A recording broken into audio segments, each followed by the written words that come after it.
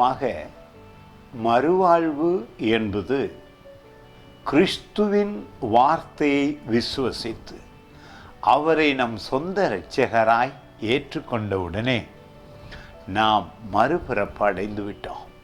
அந்த அதிசயம் உங்களுக்குள் எனக்குள் நடந்திருக்கிறது, நம்முடைய ஆவியில்.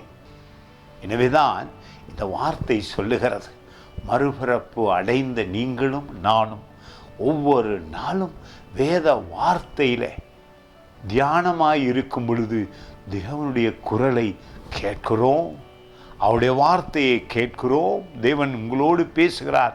அது இப்பொழுது பாருங்கள், இந்த வசனம் சொல்லுகிறது 5ஆம் அதிகாரம் யோவான் புத்தகத்தில் 25வது வசனம், மரித்தோர் தேவகுமாரனுடைய சத்தத்தை கேட்கும் காலம் வரும், அது இப்பொழுதே வந்து இருக்கிறது, அதை கேட்கிறவர்கள் பிழைப்பார்கள். நாங்கள் பிழைத்து விட்டோம் என்று மெய்யாகவே மெய்யாகவே உங்களுக்கு சொல்லுகிறேன்.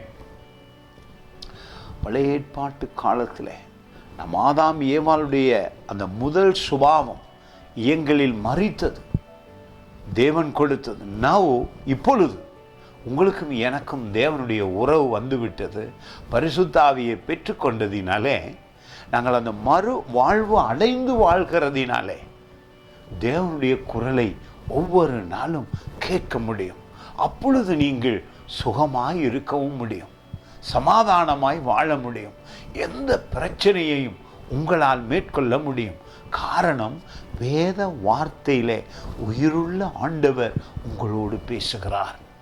அந்த உயிர் உள்ள ஆண்டவருடைய வார்த்தை உங்களுக்குள் வரும் பொழுது, உங்கள் ஆவியில தேவனோடு நீங்கள் இடைப்படும் பொழுது அதிசயம் நடக்க ஆரம்பிக்கிறது, மனமும் புதிதாகிறது.